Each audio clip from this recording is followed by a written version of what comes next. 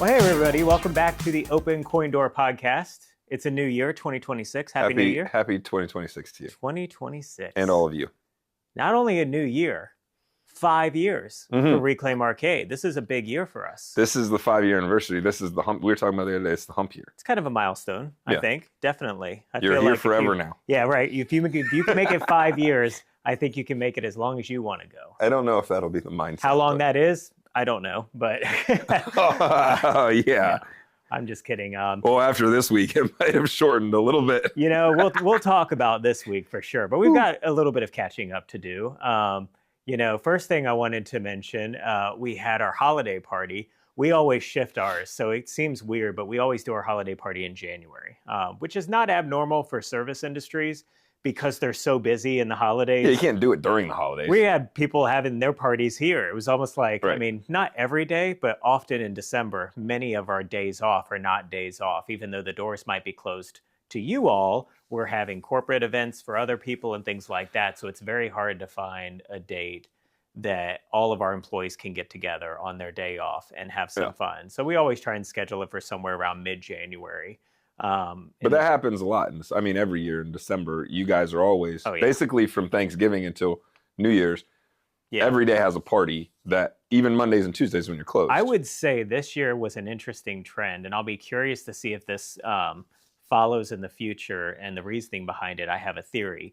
We had less people booking the whole arcade for their group for like a corporate event than we did. Many groups just showed up on a Saturday night with like 40 employees or something, or like on a Thursday night this Starbucks came with all their employees or something like that. Like we had a lot of those kind of things. I remember a couple Wednesdays. So it kind of seemed like maybe some businesses are kind of either tightening the belt a little bit, or they really wanted to come when it was just regular business hours. They didn't want to deal with like trying to figure out catering and the expense. Not that it's a huge expense to rent the whole arcade versus paying each person individually, but I think a lot of them just seem to opt to maybe book the party room for, $300 as opposed to booking the whole arcade and just be here on like a Saturday night or something. So our party room was booked nonstop throughout the holidays. And I think that was at least part of it. I mean, it's always a popular option for,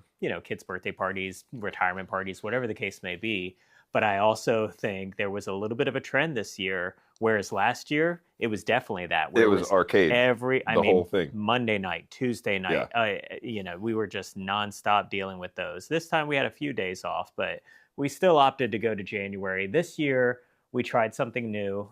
We'll try something new probably every year. I like to try different businesses. Bowling next year. Bowling? You want to do bowling? We can do bowling. Bowling's fun. Bowling can be fun, yeah. That'd be good. Yeah. We did X Golf, they're fairly new. When did they open?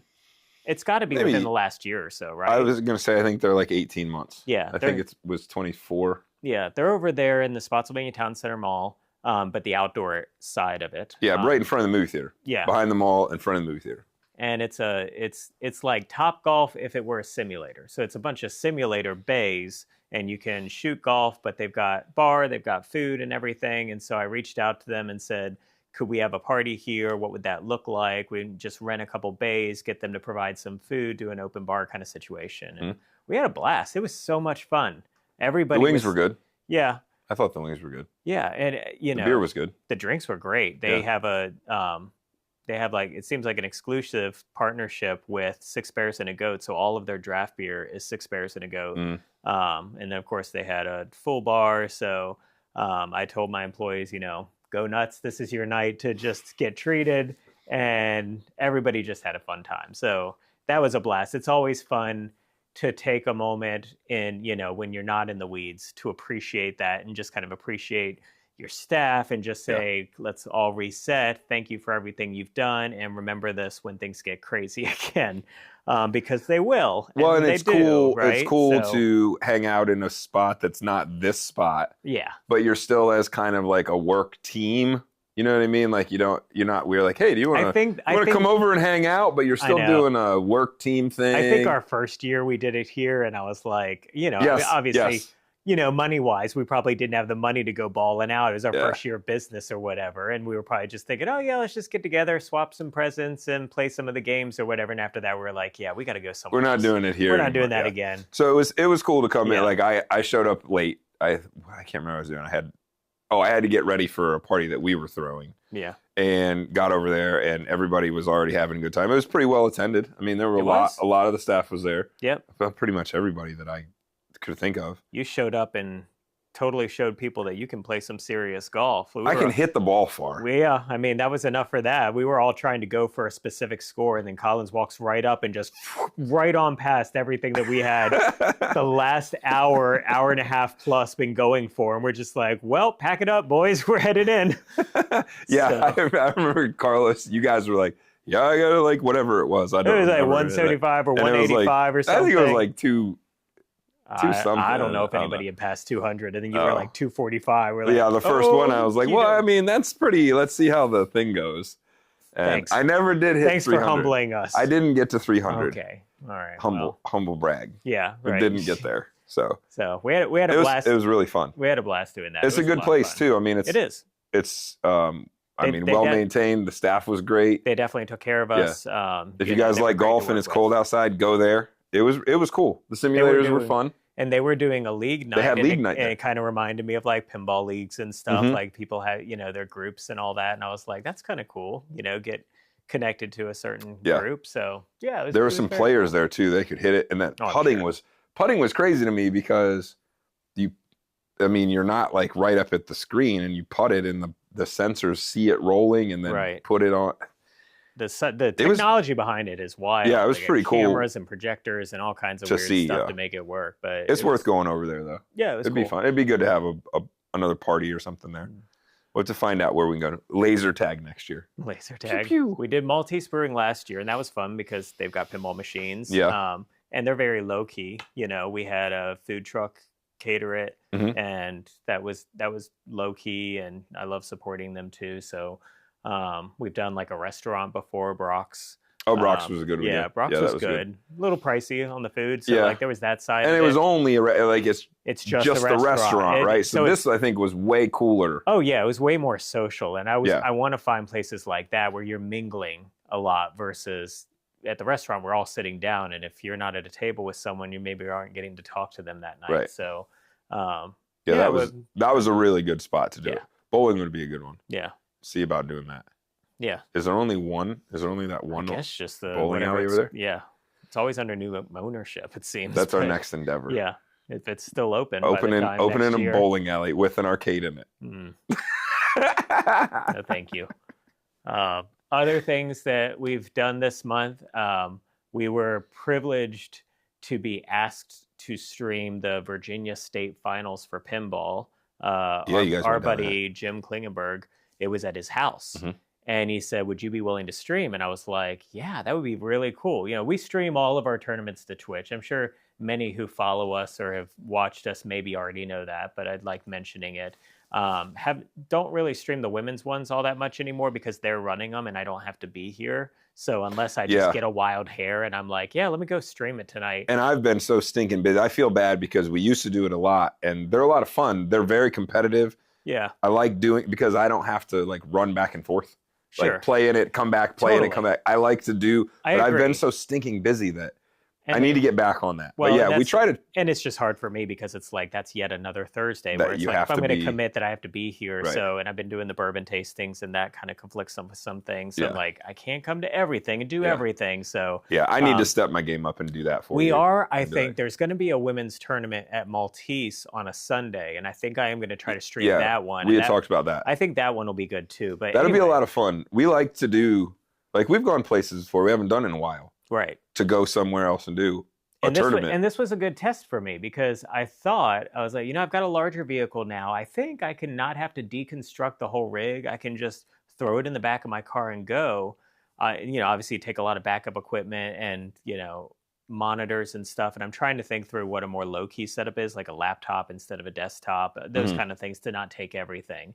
Because at this point, I know at least once before we've taken the whole desktop PC from over by the DJ booth, but I'm not deconstructing anything because we do so much with live music Yeah. now, it's all the same machine. It would almost be like if you wanted to do that, you would need a dedicated stream machine and a dedicated music machine. And maybe not at that point. Our buddy Mark Gray, who's been on this podcast before in the early days, I think he was the second or third episode. You met Mark. He was like, "Hey, I've got this like small form factor PC that I don't use for much in my basement. Do you want to use it for it?" I was like, "That sounds great." So we loaded up all the software a couple weeks in advance and loaded everything and got it set to go. And then I had a spare monitor that I took with me. So, but it was pretty low key, but it was a huge honor to get to do that and go down there. It was a long day. I mean, it was a full day. Yeah. It didn't start till noon, but I was there setting up at 9 a.m. and I didn't leave there till 11. I'm kind of glad I didn't or go. So. Yeah, kind of glad it was a lot. It was a lot. No, I'm just kidding. I mean, I had that party that we were getting ready for. Right. We had to have that day, so I was doing that. But I did get to watch towards the end of it, and it looked great. It's a lot of. It's just a lot. That's a lot. It's a lot, but you're getting to see some of the best players in the state go at it, and the variety of games that Jim put together from his collection and from friends that brought games to his house was really cool to see. A lot of really cool games there. So yeah, it's an interesting format though, because they're allowed to pick which games they want from which eras. You often saw some games just never get chosen at all, even though they were there all day because nobody wanted to pick them. Whereas you saw like people were going back to Getaway and Foo Fighters and AC/DC. Getaway was there? Getaway was there. I saw Stars once or twice. Stars showed up a couple times. Theater of Magic several times. Theater of Magic was on a lot. It was on like back-to-back because a lot of people they were waiting for it in the finals. Yeah. Rob's group was waiting for it and Julian's group was playing it. So they had to... I think that's who it was, but yeah. So it was interesting. I mean, I think almost every game got played, but in terms of what we got to stream, there was a little bit of repetition there. I felt like sometimes where it's like, oh, another game of AC/DC, or oh, it's Harry Potter again, or something like that. There's nothing wrong with that. It's Harry Potter's great. Don't get me wrong. See, I've converted him. But I like bourbon now. You like JJP now. I like. It's fair. It's fair. And at about the same level of like also. Let's just be clear about like. It's fair. You take it in like in doses. Small doses. Or mixed with something else. Like, let's play a little Maiden while we play Potter.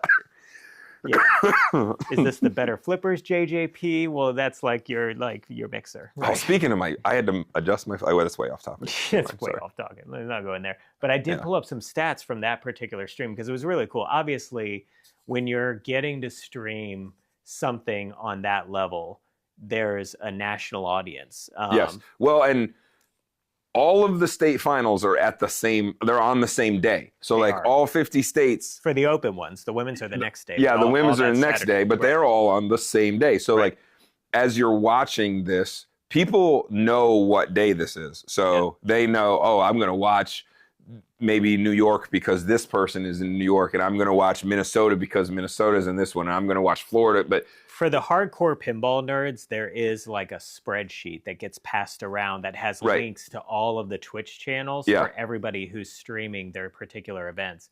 And so, if somebody's up in Chicago and they're like, I've got buddies in Virginia competing, I want to check that out for a little bit. Well, and that happened on the stream. I was on at the end.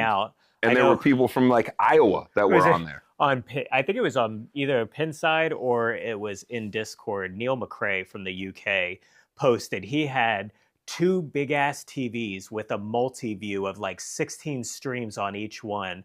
And he was just, he's like an AV guy. And so that he's like, look what I can do. Oh yeah, exactly. He was like, you flew too close to the sun there, but he was in ours for a little bit, but clearly he was in everybody's, I guess. So yeah, he was in all 50 states at one point. Yeah, so. But I pulled up these stats. So we had 566 unique people at any given time tune in. Not all at the same time. Max viewers at the same time, 123, which is still a lot of people to hit the stream at one time. And that was probably, I would guess, near towards the end. That's usually what we see on the streams where it gets to that finals and everybody's watching to see. People are like towards like, oh, this was on and this. Yep. Especially, it was a really exciting one because we had a female that was in the final 2 fighting for it. And we've never had a female win state finals in Virginia. And that would have been a record. That would have been something special. Unfortunately, she came in second place. However, that was really exciting all in its own. And I think that brought in viewers too. Like, hey, Stephanie might take it all the way. Stephanie might do it. Yeah. So that was cool to see. I'm not taking anything away from you, Julian. No, Julian Carlucci, Virginia State champion. He fought long and hard, and you see it on a day like that. You see the players towards the end. You can just see everybody's getting tired, but they've been playing pinball all day, and it is in some ways a physical game as well as a mental game. It's more of just like a drain, like you are drained. It's an exhaustion. You're not like your arms aren't tired, or like I haven't been lifting weights or like running a mile or whatever, but like you're standing there all day long, 11 hours a day, your brain has to focus on. Your brain is in overdrive all day long. Your eyes, like strategies and how you're going to approach the game and all that. And you just see everybody start to get a little bit more flushed towards the end of the night. And that's when slip-ups occur. I mean, that's when, but, it was a very fun day. It was very fun to do. And I'm really appreciative of Jim having us out and allowing us to stream that. It was a really cool opportunity. You've been asked to do a couple at some point, maybe places. In the future. I would love to see if we could ever host one. I think it would be a lot of work because it's on a Saturday and it's all day. And given the time of year that it's in, it could be very difficult to do it here. I mean, you would almost have to lose a day. But Fredericksburg as an area is really good in terms of bringing, because you have people travel. Yeah, Richmond, Northern Virginia, a lot of people coming together. Yeah. That's nice. DC, Richmond, Northern Virginia. It's kind of a nice central spot. Yeah. So we did it for the women's state finals 2 or 3 years ago at this point. 2 years ago. 2 years ago. 3 years ago?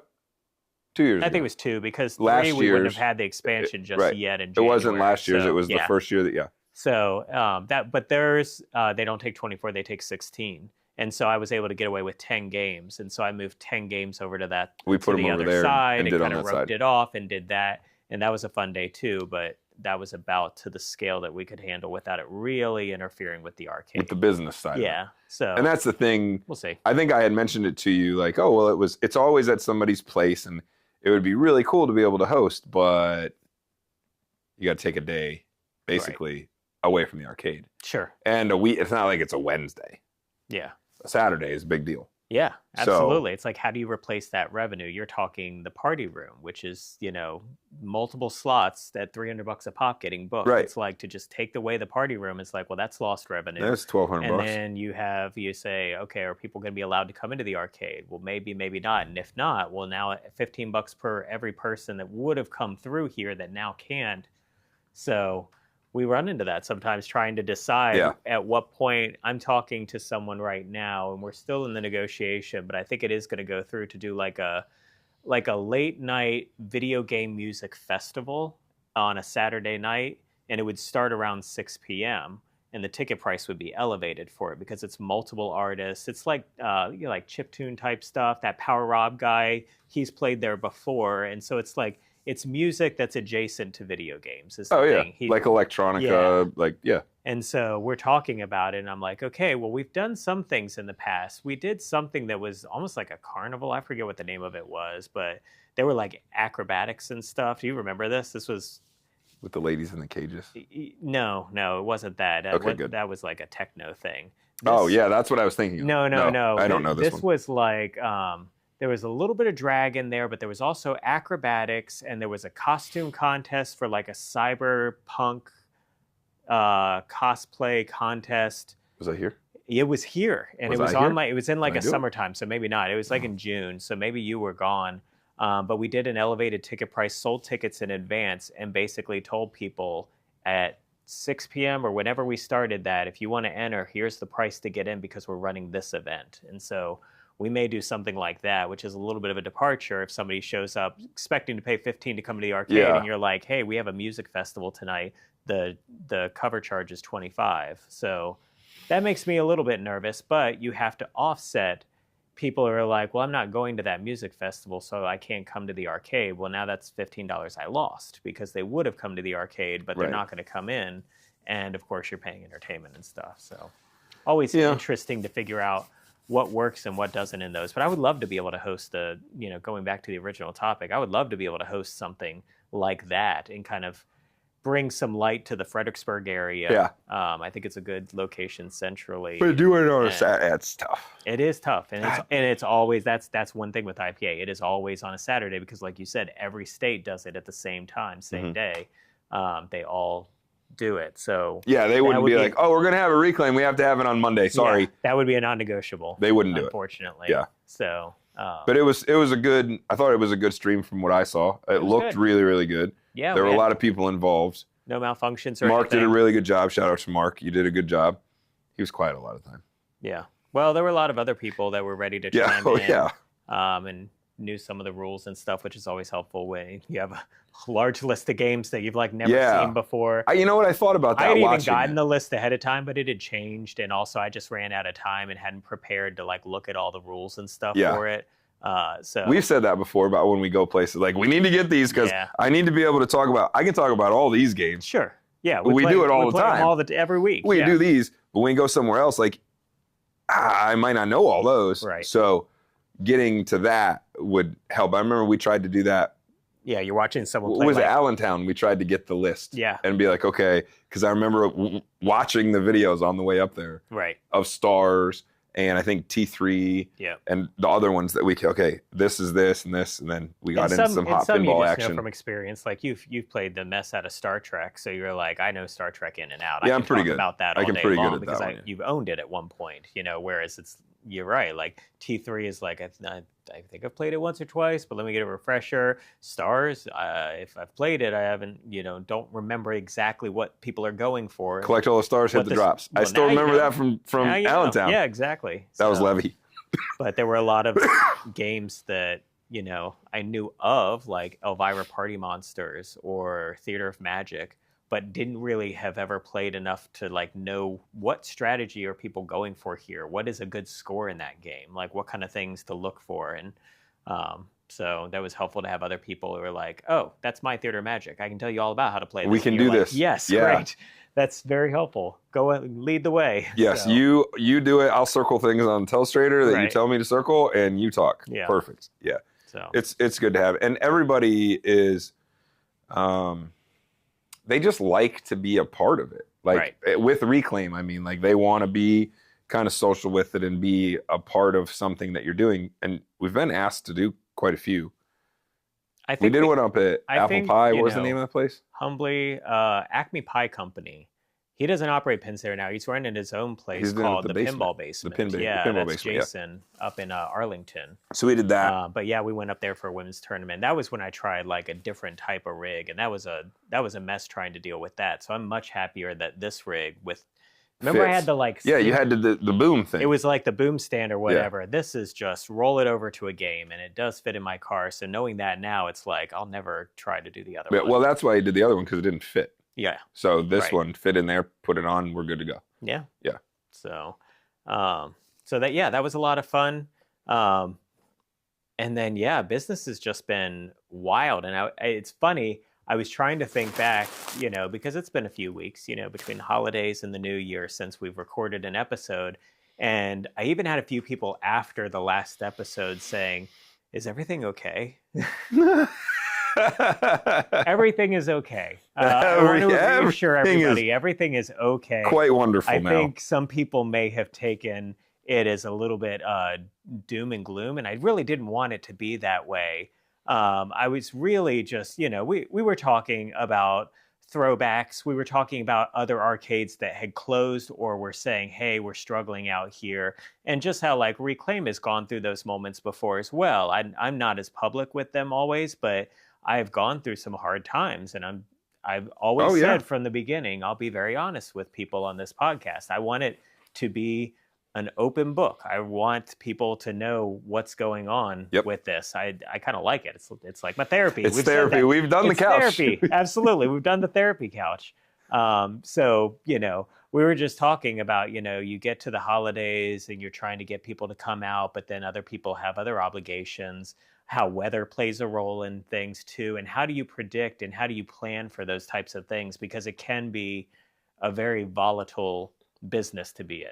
The entertainment and amusement industry is a very volatile business, I'm finding anyway. Maybe other groups don't find that to be the case, but for me now, 5 years going in on it, I can tell you that there's a seasonality to it that I didn't expect to begin with. But it makes a lot of sense. Oh, there's definitely... I can remember when you first started and we were looking back after like year one. You're like, well, last year, this was this day, right? But you were very specific about like a holiday or a week that happened. And now you have taken it to be kind of a general seasonal thing. Like, I know August is going to do this and it's going to ramp up into...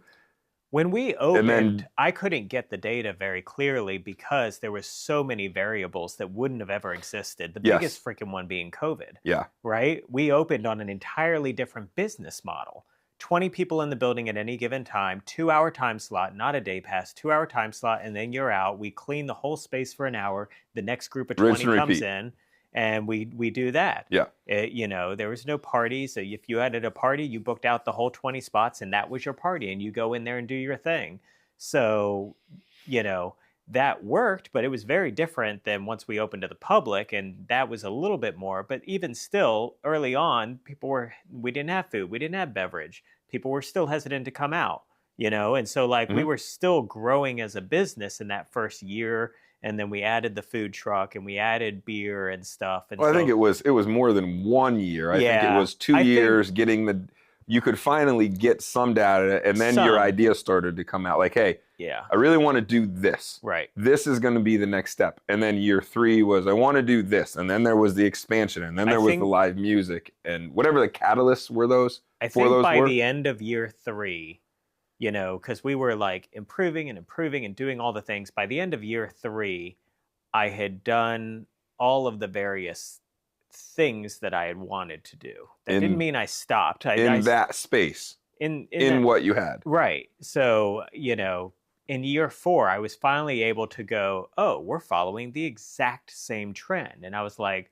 well, this is useful, right? Like now I can see the seasonality of it. And it makes sense when you look at it. And year 5 has been the same way. The same thing. Same thing. I've been able to follow the exact same trend. And it makes a lot of sense. When I first opened, I thought, I said, oh man, the winters are going to suck, but the summers are going to be great. It's the exact opposite. The other way around. Yeah, and I think I said that on the last podcast. It's like that weather aspect to it. It's like people come inside when it's cold, like right now, and people go to pool parties instead of having a party at an arcade when it's the summertime. And so you start to see these trends and go, okay, so that's when I'm going to be down. When people are going back to school and they've got other obligations, and it's still kind of nice outside. It's in that like nice happy fall time like the 75 where it's not too degrees, cold, not too hot. Yeah, they're not coming in here at all. And so that's when you're really going to struggle. And now that I know that, I can better prepare for it. So, I say all that to say we have had quite a record-breaking month for the arcade. So when I say we're... The whole month? The entire month was a record. I did see that. This weekend, however, was also a record. Of course, we had our New Year's Eve event, and this is, again, I think I might have mentioned this on the previous one, but I'll mention it here. When I say a record-breaking month, it can be misleading because, like, sometimes I'd have to go back to the calendar to look. I don't know that January had 5 weekends last year or the year before, right? And so, like, there are sometimes you'll look at a January month, had 5 this year? It did. Almost 5 full ones. Sunday was into February, but we had like 5 solid weekends, and weekends are where we do most of our business. So sometimes you'll go, why is our August not as good as it was last year? And it's because one had 5 weekends and one had 4. Last year was 4. So there you go. So that can play a role in what means a record. But we've had some really great weeks. Not only, of course, our New Year's Eve event was... just a solid hit. I mean, it was another really good New Year's Eve event. And it's so funny. I can every year, I don't know how it's going to be. And you've tried different strategies, ramping up the price and doing the things. And I think this year, the price was a little higher, but you had to have it. I mean, everything is higher. So, but we've opted the love of the place, I think, and the word of the people that love the place. Bring people. Right. And there were a lot of people on New Year's Eve that had never been here before. Sure. And there were a lot of people that are like, yeah, I'm here all the time. I'm coming to a party here. So the mix is really good, but I think those 5 years speak to it. Every year you're doing a New Year's Eve party. It's always been a sold out event. Mm-hmm. We have raised the price, but we've also included now like catering. Yes. We've always included a champagne toast at midnight. The entertainment has quite a big cost to it to bring in specific types of bands for that. Well, this year you did tables too. And we did private tables for this one, so there was a little experimentation there. But it's always a sold out event, and it was an absolute blast. This was the first year. The biggest change last year being that we had a mixed beverage, so we could do cocktails. Yeah. And so we were able to offer that, and those private tables had a private bottle of champagne with them and stuff. And so a little bit more experimentation, but just a solid event. But then what we were finding in January was just like, not every weekend, but there was like the following weekend, my staff were really busy again. Like just throughout the week, and into the weekend, it was just like, holy crap, this is a wild week. And, it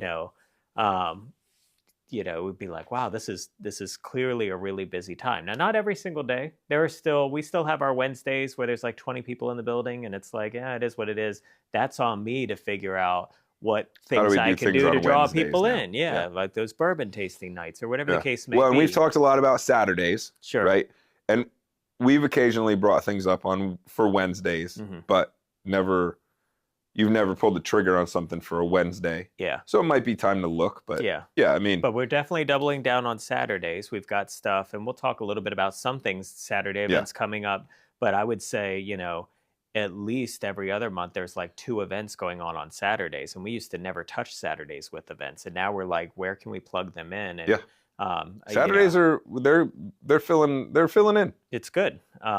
So this weekend was our 5th anniversary, and a lot of stars aligned there too, because we knew, this is a milestone moment. We wanted to do something big. I wasn't going to go all out. It's like Paula, my general manager, asked, like, do you want to do like balloons? What's it going to be and all that? And I said, let's not go too crazy like with decorations and all that kind of stuff. We're going to have some bands.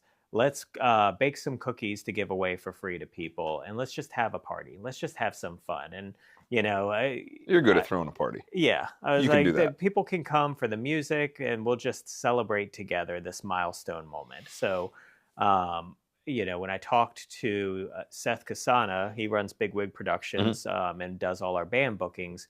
We were looking at different bands that might be good ones to fit the bill. And A Sound of Thunder was available, and they've played here multiple times. They've got a following. They have a good following. They've got merch. They've got great merch. They sound great. They love Reclaim Arcade. They're loud. And Reclaim Arcade loves them, and it's just they're fun. And I was like, yeah, let's do that for Friday, and that'll be great. And so he booked them. Well, I don't know. You probably remember this was last year. I think was the first year this happened. Yes.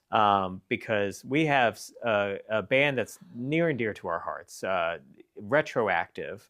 They are a cover band that was local to Fredericksburg, and I think they played for the first time at an 80s prom here. And then we had them back for New Year's. Was it prom and then New Year's, or New Year's and then prom? I think it was prom and then New Year's. I think 80s prom, and then we were like, are y'all available for New Year's? And they were, and we were like, you are booked. Do not go anywhere. And so we had him back for New Year's. And then they told us at that New Year's thing, they were like, hey, as a heads up, the lead guitarist, who was kind of like their band mom, Dave, he was like, I'm getting orders to go down to Fort Lejeune, I think. Yeah, he's at Fort Lejeune. In North Carolina. Yep. And he's like, so without me, it's kind of like, not a humble brag, but he's like, without me, the band's going to have to break up. I think their lead singer at the time also got orders too. Oh, is that right? I think she got orders and he got orders. So it's kind of like... But she went like far away. Yeah. Like California or something. So, I mean, obviously we were devastated. Oh, they're so good. I mean, I think they had played 3 events. Yeah, they have such great energy. They put on a great show. The sound's amazing. They sound so good. It's just... Everything, they have electric drum set. Everything you would want, yeah. Which matters a lot. Sure. Because of how it sounds in this space. Yeah, electric drum set, in-ear monitors. They had a very professional presence to them, and they were also very down to earth. They fit the bill of the space. Everything was perfect, so we were devastated. Well, last year, he reached out to me and said, hey, Dave, the lead guitarist, the band mom guy, he's like, I'm going to be back in Fredericksburg at the end of January. Would you want to get the band back together? And I was like, that's our anniversary. Absolutely. So Yes. they came and played for our 4-year Yeah. anniversary last year. Well, sure enough, he messages me again this month, and he was like, it turns out maybe this might be an annual thing. I don't want to give any promises. I don't want to jinx it, but I don't want to jinx it, but at least for this month, it looks like they're sending me back. He said, would you have any availability on that Saturday? And I was like, oh, I actually want to do Saturdays. We already have a band on Friday. Let's make it a whole weekend of live music. Worked out perfect. Worked out absolutely Stars perfect. aligning. So we decided to have them come back, and we had Sound of Thunder on Friday. We had them on Saturday, and to say it was well attended. Well, first we have to back up before we even get to the music. You got to go to Wednesday. You got to go to the rest of the week first. That's true. So let me explain the whole week, and this is all just to say I'm exhausted. It was an amazing, amazing week, and I'm incredibly humbled by it, and can only hope that it's only a sign for the beautiful things to come for this space. So if you don't know, we got completely crapped on with snow and ice. It is like a once in an ever event. You know, and I'm kind of a weather nerd, so I've really looked into it. Everybody's like, you can't compare it to anything that's ever happened in this region before. It's one thing to say when it's cold, people come to arcades. When it's 7 to 8 inches of solid ice outside, nobody goes anywhere. No, I mean they're calling it snowcrete. Oh my gosh! Like they have road graders to get the ice. I mean, this is, you guys that are local listening, you guys know this is all like the truth.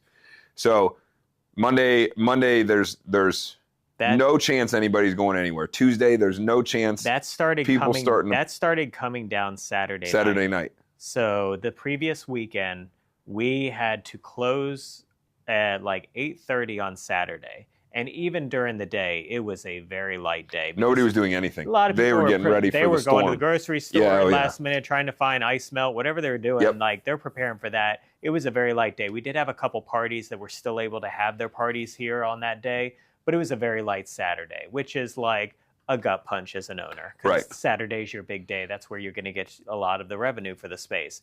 I knew going into it, and I did make the call early, we will be closed all day Sunday. I told the staff it. I put it online on social media. I said Sunday is a complete snow out, like it's not happening. It's just going to be a day of being inside. So that's an entire day of revenue. So as you can imagine, I left that weekend in a little bit of a slump. To be honest, I was just kind of in a depressed state because I was like, man, that really hurts. You still have to run payroll. You still got to pay your bills. And you only got like 3.5 days of actually running. And it wasn't even the best revenue on the days that you were open. And it was just like, it just sucks. And you wake up on Monday and now everything. So what would you say? We got like 6 inches of snow and maybe another, 4 to 5 inches of sleet on top of it. Sleet, yeah. It was 6 inches, and then snowed all during the night, and then it kept sleeting on top of it all day on Sunday. But then the sleet didn't stay on top, like it mixed in with the. That's what the problem ended up being. And Sunday, it's snowing, and all these things are happening, and it's super cold outside, and then it starts sleeting at night, and you wake up on Monday, and you're like, well, you're just gonna plow everything. Right. Everything's over. Let's start plowing everything. Time to start plowing. The problem was it was so frozen and solid. Now your weekend, you're not open on Monday and Tuesday, so you're not real worried about it. Your weekend all of a sudden looks a lot more important because I don't know when anything's going to get cleared. Yeah. Right? Well, and so in my head, I'm thinking this is great. In some respects, it's because it's Monday and Tuesday. But I'm closed Monday and Tuesday. It's Monday and Tuesday. Who cares? I'm not taking a loss there. I knew I was closed Monday and Tuesday. So let's get this cleared and go. And then you start hearing plows are breaking down because they can't break through this. People are having to get skid steers, to get bobcats out there and break it up and shovel it out. And it's like, I mean, I didn't leave my house. I didn't even step out onto my porch because of the crap weather until Monday night. Tuesday morning, I think I walked out there with my coffee. Like, it was so cold. I had gone out there 3 times to shovel, and there was still a skating rink in my backyard. Yeah, no, I'm not. And so it's like, even with all the work I had done, there was still ice everywhere. And I was like, And when you drive, anywhere. I drove wherever I was driving. You're not, I mean, in trucks. I'm not talking like little Honda Civics. I mean like Silverados and pickup trucks. You're not going down into the snow. No. You're on top of the ice. Yeah. So then that's how solid it was. Then there's the kind of, I don't want to say a panic, but there's a panic like I was panicking. Like, we have a big weekend. Yeah. Friday and Saturday is huge. We cannot miss it. And the forecast showed no sign of it getting warm again. Right. No rain, no warmth of any kind. It was going to be like 20-degree highs at most for the entire week. Very cold temperatures throughout the day. And so none of it was going to go anywhere. I come in, I asked Mike, who does our pinball repair, I said, are you able to get out of your neighborhood? And he said, yes. And I said, okay, cool. I am too, I believe. I'll meet you and we'll still do our pinball repair on Tuesday. And I'm thinking, I'll get here and I'll see what's been done. Some plowing. Let's see what the parking lot looks like. Not a thing. Zero touched. Complete skating rink across the entire thing. I had to very carefully drive on top of it and find a place to park. And I'm like, I'm supposed to be open tomorrow? Like, how is this going to work? And so I immediately start panicking. And that whole day, I'm talking to the landlord, who's saying their equipment broke down. Same thing that we're hearing from others. They came expecting snow, and the ice was causing issues, and it was really backing them up from being able to move. Now they're trying to get different equipment out there. They'll be there by the afternoon. Now they'll be there by early tomorrow morning. And I'm thinking, nobody's coming. Right. Like, and even if they are, like, every day, like if they came on Wednesday morning, now you're talking 3 days of frozen ice that's just continued to like barely melt in the day and freeze back over, barely melt and freeze. And it is turning into like a glass surface that would just take forever. And I thought, this is not good. So, So what did you do? This is great. This is such a testament to the love for Reclaim Arcade. And Tim Owens. I had this idea, and I ran it by Emily, and I'm like, I have a crazy idea. And I even ran it by Paula too. I'm like, I have crazy ideas, right? She said, oh, I know. We had that discussion Saturday night. I thought, I don't rarely call on the community. I don't have to. There aren't a lot of things where I got to go, hey, I need help. And clearly in this case, I needed to put out a call for help. Like, instead of just sitting here and hoping that somebody was going to bail me out, I needed to see if there was anybody who had equipment. And it wasn't, again, to your point, it's not like I could say, bring a shovel and help me, because this stuff wasn't shovelable. No, you needed like a bobcat. Heavy equipment. You needed a grader. You needed something. So I put it out on social media and I said, I'm in a bind. The parking lot hasn't been touched. We're supposed to get open tomorrow night. And I'm not sure if we can get open this week if I can't get this taken care of. Is there anybody who has any contact that might have availability to help me out and that we could work something out here? I thought that was genius.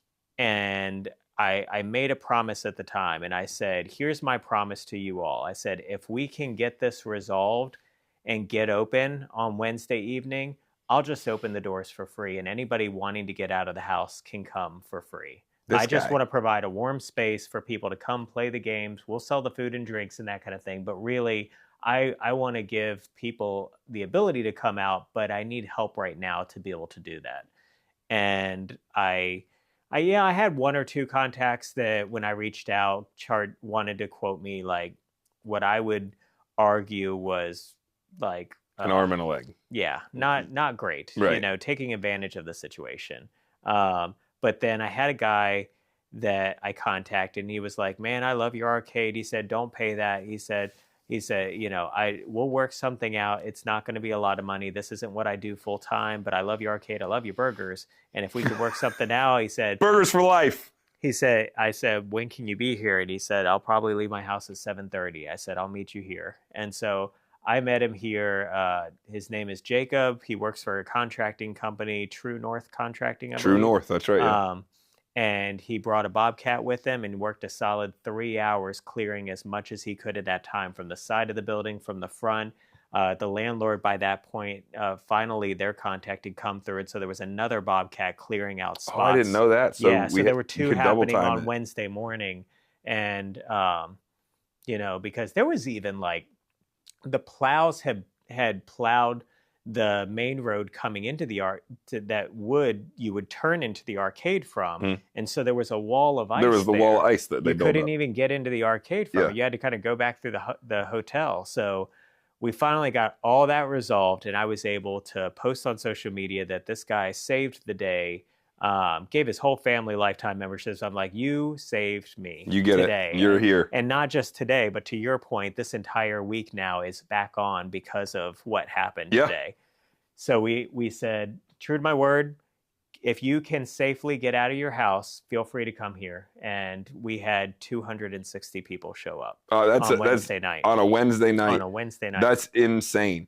And I think people had been in their houses since Saturday. Right. Right. And Tuesday might have been the first day that they even had hope of we could leave the house. Wednesday, or maybe even some of my staff, we had to shift around a few shifts for that Wednesday because they were like, I'm still iced in and haven't managed to get my car out. I can't dig my car out. Right. So anywhere that they could go that wasn't in their house was appreciated. Yeah. And then you saying, look, just come in. Yeah. Like it's open. Well, the last thing that I wanted to do, like I said, our Wednesdays are typically light. The last thing that I wanted to do was to go through all that work to get it cleared out and everything, and then the bartender is just staring at an empty building and going, why did I dig my car out to come out here for nothing? Yeah. That would have been awful. So, that was a great, everything about the whole thought process there was a great way to go about things. Yeah. We're going to do this. We need to get this done. And if you guys can come out, just come out. Just get out here. Just come out here. It really makes me think there's an opportunity there. We've done events in the past where we kind of played off the idea of like the retro price of a quarter to get into the arcade. You've done that before. You've done the kid one too. Mm-hmm. It was like with a paying adult, kids get it free and those kind of things. It really makes me think, especially with the economy and with everything people are going through, there might be an opportunity more often on those nights that are typically not well served to maybe drop the price, maybe buy one, get one free, or maybe you pay one price for a whole family as opposed to per person. Yeah. Whatever the case may be, just helping people out. I'll be quite honest. We made more on Wednesday than we did on other Wednesdays that we've had just from food and drinks. It made it very busy for my staff. Obviously, the cook was slammed. The bartender was slammed. But it worked for us despite the fact that we let everybody in for free. Yeah, I mean, if you're going to have 260 people come in and they're going to eat and drink, it's better than having 50 people come in and pay a pass, but just not come in to eat and drink. You know what I mean? So yeah, I mean, and it was also, I think, obviously because they got in for free, they wanted to buy food and drinks. They wanted to support us, and they've been eating out of their house. They want a hot meal. Yeah, they want something, not ramen noodles and chicken nuggets. Like, peanut butter and jelly. Yeah, I could eat some mozzarella sticks or a pizza. Like, let's go. So they, there was that side of it too. We can talk about the pizza for a while. Yeah, but so that night was great. We had our pinball tournament, and I would say that was solid. It was very busy again. Oh, you were so worried about people not showing up? There were 53. 53 people for a pinball tournament. Yeah. It was, I don't know if that's our record, but it's close for a monthly. Yeah. Mid close. 50s is probably pretty close. So 56 maybe. Great attendance from that, and other people in the arcade just having fun too. Again, people are looking to get out of the house, so they were coming just to play the games and have a drink. And then we got to the weekend, and of course the bands are playing, and everything's going good. And so Friday night was a solid night, and then Saturday, Saturday is its own thing, man. Saturday's wild. And again, we're talking about forecasting, and I try to forecast, I try to know, and it can be great or it cannot, and it's just sort of like, you never quite know, and you can tell pretty soon after the day starts. Like if by 1 o'clock it's hitting, it's going to hit all day long, but there are other times where it's just like, nope, this isn't going to be it. It's going to be a lower day. All right, you know it. But I had told Emily that day, there's a buddy of mine opened a dog park bar, which is kind of a new concept. I think he had seen it in Richmond maybe or something. I want to go here. I love dogs though. It's cool. Now, we didn't get the good view of it, but and I'll explain why, because of the ice. But but he's running it. It's like a brew pub. So they've got beers on tap. They got beers in the fridge, alcoholic, non-alcoholic drinks, as well as they serve hot dogs. There's the place is chock full of puns. Just chock full of them. You've got a bartender. You've got a referee. All kinds of. It is chock full of them. Let me tell you. So it's a dog friendly, like you take your pups there. It's meant to be. You can take your dog. They do memberships if you want to go there often, and your dog can run free in the dog park. You can hang out outside. You can have beer and food out there. Then they have the referee in the park. Yeah, they have the an attendant out referee gets there? them checked in and make sure that, all right, are you a member, which means you're up to date on all the vaccines and everything that you need, and all the paperwork stuff. It's like doggy daycare. And you can also go even without a dog and just watch everybody play. That's what I want to do. I would totally do it too. I'm going to play with everybody else's dog. I'm not taking my crazies. It's a cool concept, and they've got 6 bears and a goat to make a belly rub blonde ale. Oh my gosh! And it's it's like they did everything so well. And I was telling my wife on Saturday, I'm like, I really feel for them because this has to be so hard if they're open right now. I mean, their whole dog park is iced over. They can't allow any dogs in. Talk about seasonality. Yeah, right. I mean, it's a tough season for a park in general, much less this kind of weather. It's one thing to let your dogs run loose when it's cold outside, whatever. But when it's iced over, you can't even allow that. So it's like, now we're just serving beer and hot dogs, and is anyone going to show up? We're a brand new business. So I said, I want to go there. I want to check it out anyway. I've heard the tap list looks awesome. I'm going to go get a beer. And she was like, well, I want to go to some places downtown. And I said, let's do like a stimulate the economy Saturday. And so that sounded great. We went to a couple places downtown. Yours was stimulated. We ended up at that dog park bar, and it was really cool, but we were the only ones in the space. And I hope they can. I believe that they can, and I hope that I think it's a cool thing. I think get they through will. that and get to the better times because their season is going to be very different than mine is right now. But while we're sitting there, my manager texts me and says, the team is getting slammed. The kitchen has had 12 plus tickets nonstop since we opened, and they can't get ahead of it. And she was like, I'm an hour and a half away. Is there any way you can get there? And I was like, yeah. I hadn't even looked at numbers at all. I hadn't looked at my phone, knew nothing. And so I mean, you're thinking Saturday night is the nighttime is when the party is going to start. Totally. You're going to do it later. I figured, it'll be a normal Saturday and it'll start to ramp up as we go into the music. Right. And instead, it was like they hit the ground running and it was just slam packed. So I told Emily, I said, we're going to the arcade. And I was like, are you okay with that? She was like, yeah, I'll find somewhere to sit down and read or whatever, or if you need me, then I can help. And I was like, well, let's see what it is. So, we got over here and came in, and I can't even guess how many people must have been in the building. If I had to put an estimate, it would be about 150 people. It reminded me of maybe like the New Year's event or something. Like every game in use, every table, people walking around. Emily was like, well, so much for reading, because there was nowhere for her to sit. There weren't even anywhere. Like spaces to stand. Like all the corners, all the walls had somebody standing against them. There were people everywhere. All over the place. There's a line at the bar. The bar has closed off any food orders whatsoever because they had to give the kitchen a chance to catch up because they were like running an hour plus on tickets. And they had 3 pages of tickets. They were trying to it's a food trailer. At some point, like they can't keep that same volume. And so I go back there. I'm like, what do you need? And I'm looking at this massive pile of dishes. And I'm like, Emily and I are going to take care of dishes for you all. And if you need any food run, just let me know. And I'm helping them with that. But I show her how to use the dishwasher. And her and I are back there running dishes. We were probably only there. We got them caught up between them closing off food orders. They got caught up on things, and we got all their dishes taken care of so that they had things like glassware again. Mm-hmm. Just all of that kind of stuff. I found more glassware for them because they were running out. So we were only there maybe an hour and a half or so, but they got into a much better situation. One of my bartenders just happened to come in at 12:30. She wasn't even scheduled till 4. She jumped behind the bar and started working, with that Kim. Oh, she wasn't even scheduled. Kim was the evening shift, and she got there at 12:30 and started just working. Just like on it. Because Jordan was the only one there, and he was just completely in the weeds because of so many. And so, like, they're both knocking it out. There was only one. Yeah, I didn't know that. We typically have one bartender and an arcade ambassador. Well, Until the arcade later. ambassador was Kaylee, who's not old enough to serve alcohol.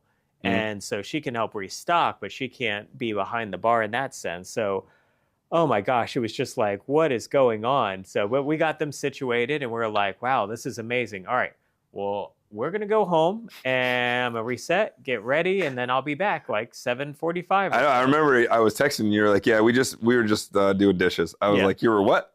We were doing dishes. We were slammed. Doing dishes. You told me the story. Doing dishes, like, wow. helping restock. Yeah. So go home, hang out, made dinner, and then, Paula texts me again. Now, I hadn't mentioned about food. We hadn't factored in that we were going to have so many people on Wednesday. And so the food order we had made was a little bit light because we were closed for like the later part of Saturday and all day on Sunday. And on Sunday too, yeah. So we were like, well, we still have food in the building. And so we'll just kind of backfill with some of that. Well, they ran through most of the food that we had in the building on Wednesday. And so when our food order came on Thursday, we were like, this is not enough. And so we placed a second order for Friday delivery. Thankfully, our food provider, Performance Food Group, will deliver any day of the week. So we're able to order from them and get next day delivery. And so this was the first time we'd ever took advantage of that. And we're like, we need that. Yes, we need it now. Yeah. So, bought like another, 100 pounds of potatoes, a bunch of ground beef, all this other stuff. Which wasn't enough. Well, she messages me at 6:45, 7 o'clock and says, this is a big ask. Can you go to BJ's and buy potatoes? We're going to run out 300 pounds of potatoes, and we ran out on Saturday night. So I had to go to BJ's and get potatoes and bring them in so that they could cut potatoes. I get in there. The bar has a line. It is not slowed down all day long. Well, I remember because I was like, hey, we were talking about the coats. Yeah. And I was like, all right, I'm going to get there about 7. And you're like, well, I'm at BJ's getting potatoes. So I was like, you're what? Yep. So I get here at 7 and Aaron, my wife, is going to come later. Right. And so is Emily. So Aaron and Emily, they're going to come a little bit later. I texted Aaron, I'm like, this place is slammed. Yeah. I was like, this is like a New Year's. I think I said that. I said, this is like New Year's. She said, oh, wow. So when I got here, I was like, what? You weren't back yet. So I was kind of standing around. I was talking to EK. And it was just like really natural for me to be like, I got to help. Yeah. So it was like, all right, what am I going to start doing? And I just started looking around like, what do you need me to do? That's what can I do? That's the tricky part, right?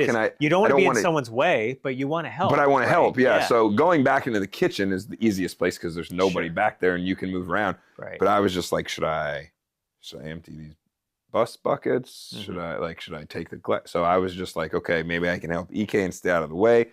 But it wasn't that your staff was like, I need help. But it's just you're here enough that you know, like, it's in the weeds. You're not. Yeah, you're in the weeds, right? You're just locked in and you're doing it, but you're not getting ahead. And then we really turned it up when you got here. You had the potatoes. We're like, all right, let's go. I dropped off the potatoes, and then I could tell that the bartenders were just sort of like, I was like, maybe they could use a break. So I said, do either of you need a smoke break? And they were like, no, but we're just trying to work through this line. I said, I got you. And so I stood at the end of the bar, and I would just grab the next person and say, what can I get for you? They would do the order. I would grab it, crack them open, ring them up, and move on to the next one. And I was just rocking and rolling at the bar, and I did that nonstop from the moment I got there until I had to go pick up Emily around, I told her like, 8:45-ish or so. I said, I'm going to come pick you up because the band is going to go on in a little bit. So I left there. Bowie, who wasn't scheduled, jumped into the bar at 9 o'clock. Was just back there. 9 o'clock. Just was like they came to hang out and were like, oh, they need me. And they just jumped behind the bar, no clock in or anything because she's not even scheduled, and was just like, let's go, and starts helping them out, thankfully, while I was gone. I get back and, and Emily. It hadn't gotten any lighter. It hadn't gotten any lighter. And Emily was like, I know how to do dishes. So she goes back there and starts doing dishes. I look over and your wife is cutting potatoes. She said, it's the funniest thing. We're back there. She gets there, and we're kind of like all hands on deck mode. Yeah. Right? And she's back there and like, oh, we're all back here. Like, we're doing things. We're doing things. She was like, Emily, you're doing the dish. She's like, yeah, I'm going to, So Aaron, somebody said about making more French fries, and Aaron said, "Can I make the French fries?" She wanted to. Yeah, she wanted to go over and use the thing. So there's like crazy. there's like the potato thing, the French fry and cutter. she did like Yeah. she must have done 6 or 7 of those buckets. She loved every second of it. That's amazing. But it was. And I jumped back behind the bar and was helping them move through orders. You were moving those things. I was stocking the fridge. Through. I was at one point I was under there getting like putting things in the fridge, and I was like, I'm in the way. Yeah. I'm going to stay back here. Sure. Yeah. So I tried to stay back there and push things through. Emptied a couple buckets, but I mean, you wore all the hats. Yeah, and I was able except to for like cook. You didn't cook Saturday. I was able to like call out to you and say like, do you have more Vienna lagers back there? Do you have that or whatever? And that's a big thing too Yes. when you're restocking. If someone can just hand you stuff from the back instead of you having to like pass all the bartenders to go to the back, that's more time consuming. Oh, yeah. So that was a huge help too. But yes, it just made me.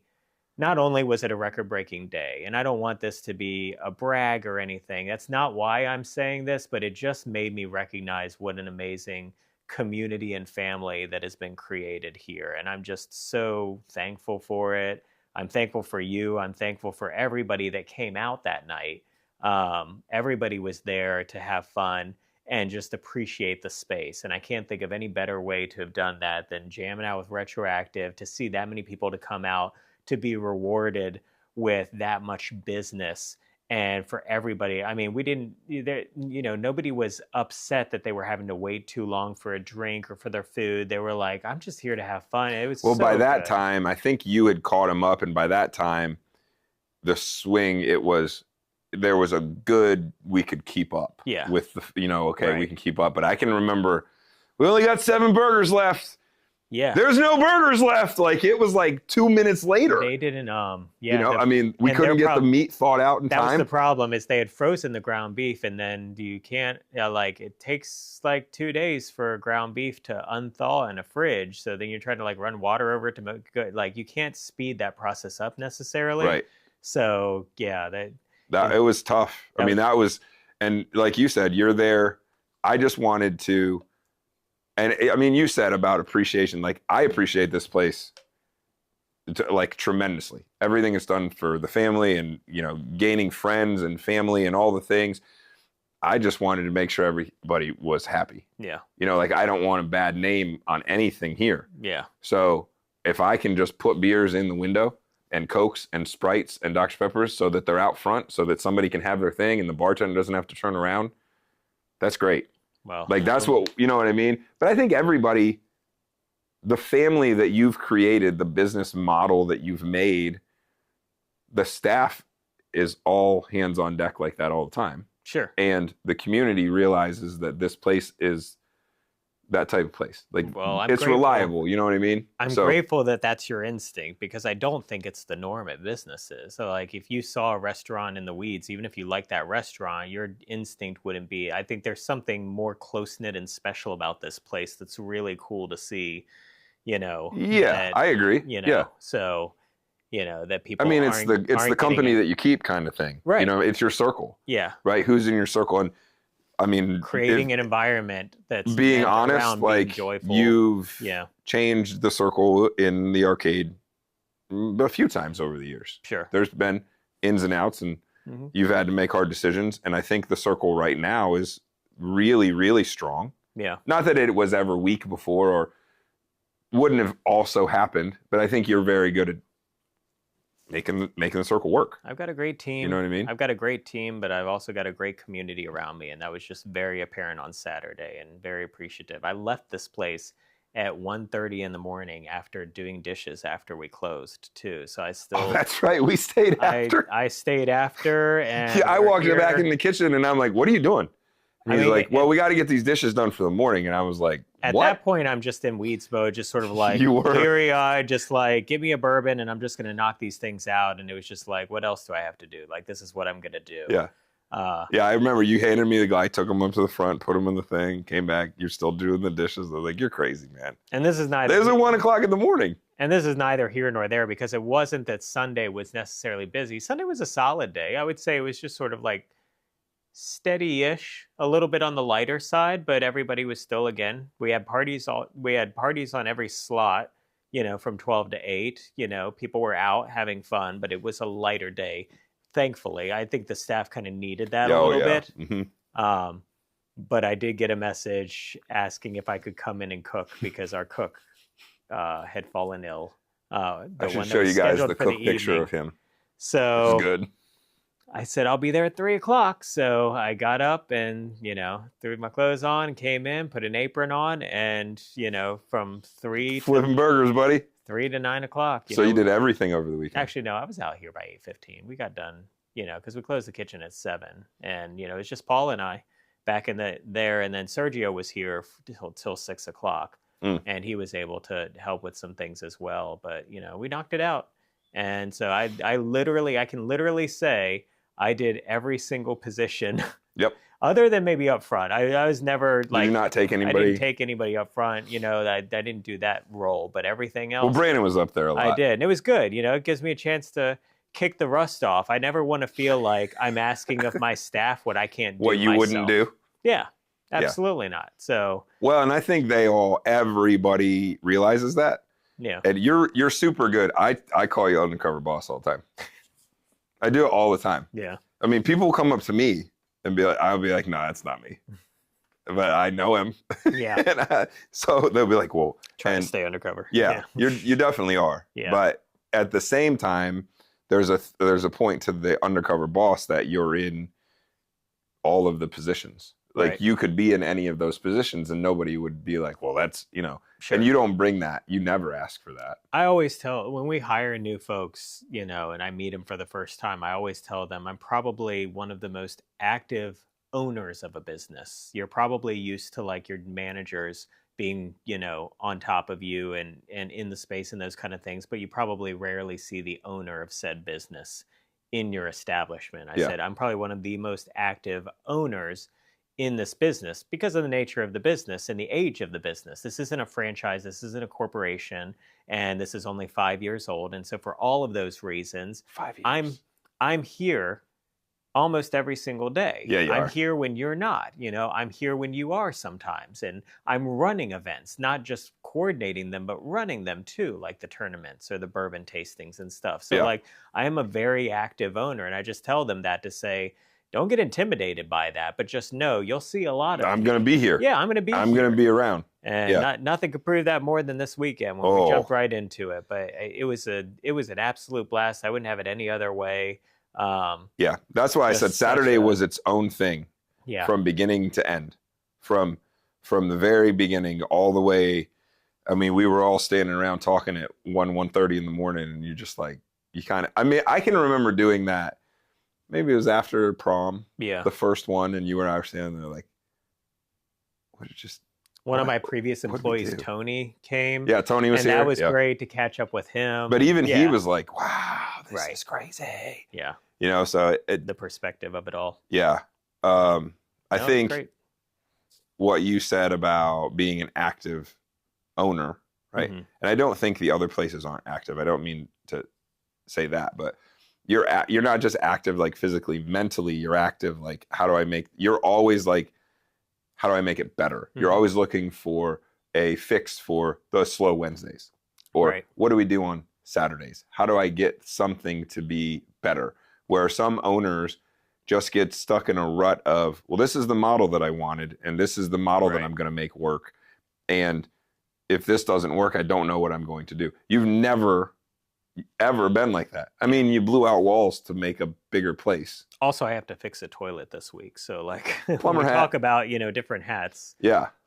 I was out there with a shovel last week. This week I'll have the wrench. You'll have the wrench. So, but I think that's a testament to the 5 years and the growth and the evolution. And I mean, there's the OGs, there aren't many OGs left. Yeah. But that's the evolution part of it, where you find the circle. Right. And then you say, well, these are the things. Like Saturdays are going to start blowing up. Yeah, I wish I could have all staff that like only ever want to work for me, but unfortunately that's not Well, always possible. Yeah. I have great people like Connor that go to college.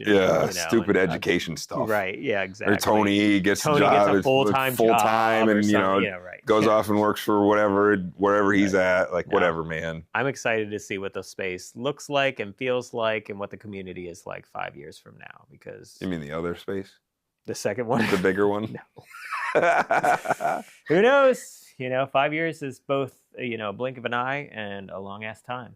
But I did want to quickly, I made some notes on some upcoming events. We don't typically talk too much about upcoming events, but it'll be cool on our next one to say how did they do? What did they do? Yeah. Because some of them are fairly new for us. One is a partnership with Bum Rush Vinyl, a new vinyl shop across the street from us. This is such a cool idea. Yeah. I love this idea. Well, so they're a new record shop in town.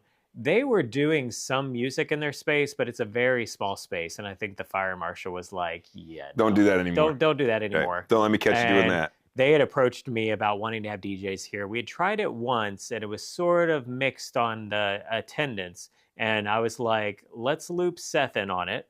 Let's make it a regular thing to see if we can find some traction with it. And we need to share the cost of it. And Seth is really good at the blasting things out. Totally. Like we were at Benny's a couple weeks. I don't want to hijack this. We were at Benny's a few weeks ago with the family, and we were all eating. And I looked up, and there were a poster, 3 Reclaim posters at the top of the thing, and I was like, "Hey, do you guys see those posters up there?" Yeah. And I sent you a picture, and you were like, "Yeah, Seth is great at that. He goes all downtown doing that." Yeah. So if you hook him up with Seth, and then these vinyl guys will be. So anyway, yeah, he's the man. So we're going to make it regularly. It's going to be a vinyl night the first Saturday. It's one of our Saturday events we're trying to do more first Saturdays first Saturday of every month for the next 3 months and give it a shot. So the first one, his name is Hip Hop Henry. It's a popular DJ from up in the DC area, and we're going to see if we can get a turnout for it. So we're bringing a DC DJ. Yep. Down to Fredericksburg. Mm-hmm. I believe he's from DC. And so it's a vinyl shop. So he's gonna vinyl mix. Yes. Yeah. So all of these are meant to be DJs that mix on vinyl. That's crazy. Yeah. That's nuts. And the guy that runs the shop, his name's Shaw, has so many connections to artists. Like he was selling records before he had a shop to these DJs. He could find stuff that they wanted to have. Yeah. So this was his side business before he had a brick and mortar spot. So he's got connections to all of these artists. And so that part could be really cool. And of course you've got the cross coordination, which is amazing between 2 different businesses. Right. And the retro aspect of the vinyl and everything. So I'm excited by that one. Yeah. We've got another mixtape karaoke. We've talked about doing those before, and the first one was great. So we're going to try that again. First one was good. I've got to lay down some more ground rules for during the. You learned a few things. Yeah, I did. Yeah. So the way that we run it is mixtape is you get to sing songs off of my mixtape, and we come up with a mixtape, but you don't pick the song. The song is randomly chosen. Yeah. We did a wheel last time. We did a wheel this time. We're doing Pop the Hearts because it's Valentine's Day. So you're going to get a song that's on there, and you have to sing it. And we decided, well, what if they really don't know the words or they don't want to sing it? Yeah. So we were going to give them a lifeline. Right. The last time we did it, it just turned into community karaoke. Everybody wanted to sing. Yeah. So I've got to come up with in my brain, how am I going to make this okay, everybody's happy, but you can't constantly have people come up and sing with you. And it's not karaoke if everybody grabs the microphone. Right. So I have to keep it. I got to keep that, but I'm really looking forward to that again. I think it was well attended. I put stuff out on my page and got a lot of responses as far as hey, what are your favorite love songs for karaoke? And I got quite a few, probably a dozen love or so. songs are the theme. It's love Valentine's Day. All day long. And from every genre, every decade. And I know we'll have a specialty cocktail for the night and stuff. So we'll do it up because it's Valentine's Day. It should be a fun night. I'm excited to see how that one goes. We're going to have... really liked it the time before. So Kiss from a Rose, right? Well, we're not saying what the cocktail is yet. Dang it. That was my idea. Yeah. I don't even know what it's going to be. But... We'll see. There was another one that was floating around too, a Cupid something.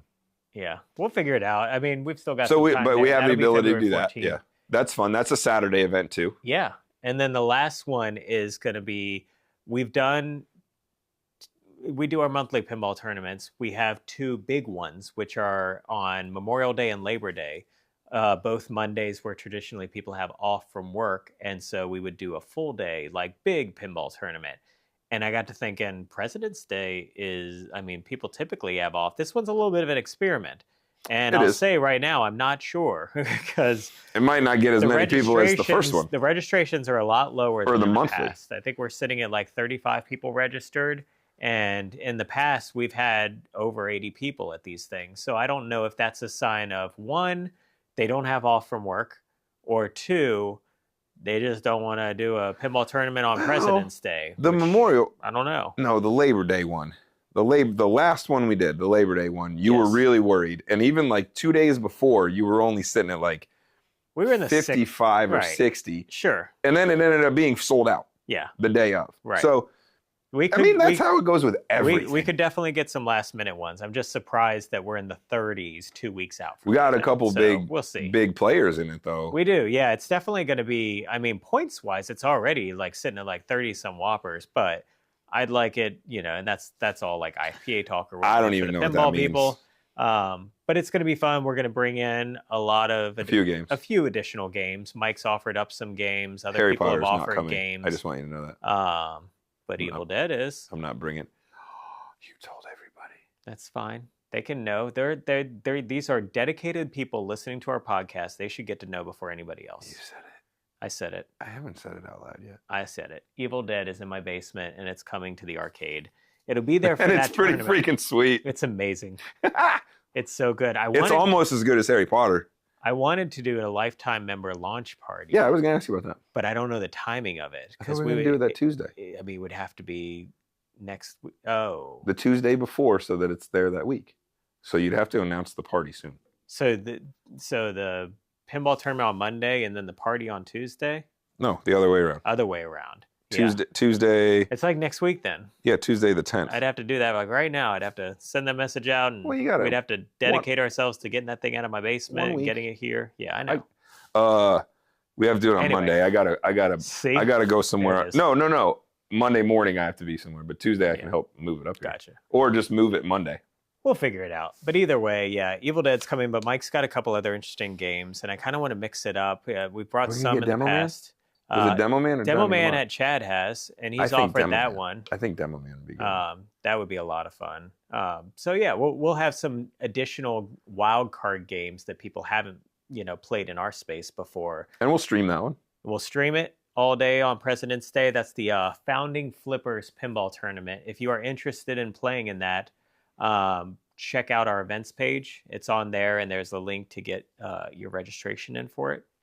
If we don't fill up, you can register a day, but it's always a lot easier for me if you register at least a day or two in advance, if not right now, to help me with numbers and planning. And it's a crapshoot too, because if you're really waiting until the day of, there might not be any spots. Might not be. I mean, they sell out. It's late. But it's unlikely that it'll completely sell out, but it definitely does help me. You're going to know by Saturday if you can play.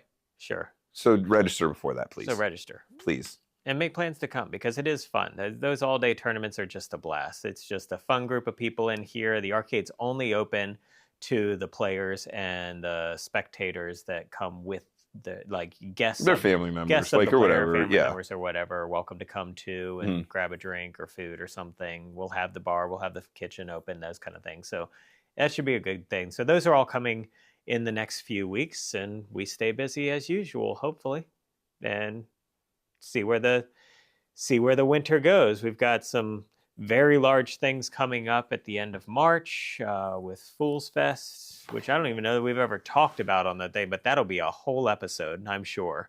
We can talk about that for part 1 and part 2. Yeah. Even the evolution of that. You want to talk about evolving from something in the first couple years to this. That's a perfect, And then we'll go into a slower season in April. As Easter hits, we will go into a slower season, and the goal will be, how do we get through that? Are some of the groundwork that we're laying with things like Vinyl Nights and Fascination Street and all that, does that help us push through some of that? Well, maybe if you guys have any ideas for like a Wednesday night thing, like totally, or Oh, I mean, a Saturday, but Wednesday, I think, really is the whole right now. Wednesday, for sure. Wednesday. So if any of you think of something that would be interesting in a space like this that you could do in the party room or with the games anything, just let us know. Like, hit us up. opencoindoor@gmail.com is our email address. I read every single one because I don't get any. So it's very easy to do. Come on, man. I'm inbox 0, baby. A couple people. You got a couple. A couple people have emailed. But yeah, let us know if you can think of anything. I mean, you can message on Facebook or Instagram or anything. I mean, if you see this, you can find us on socials. Yeah. As the owner, I run all of our social media. So that's on me too. We've talked about that a lot. So, but otherwise, I think we can cut this off. We've rambled on for quite a bit, but the honestly, mic's still on. That's good. Yeah. I'm glad all that worked out. We were worried about that. Recharge a few things. It was a busy weekend. We also used the rig camera this time instead of the 360. So we did. Yeah, it's pretty good. You've got so many toys. I do have a lot of stuff. Yeah. Lots to work with. Maybe we'll do multiple angles next time, and you can video cut it. Yeah. Let's make more work for Tim. That'd be great. I mean, just one more hat you can wear, just buddy. One more. I appreciate y'all checking it out, staying to the end, and thank you all for 5 amazing years. Thank you for checking out this podcast, and can't wait to see where we go with everything else next. And we will see you in the next one. Later, y'all. Bye.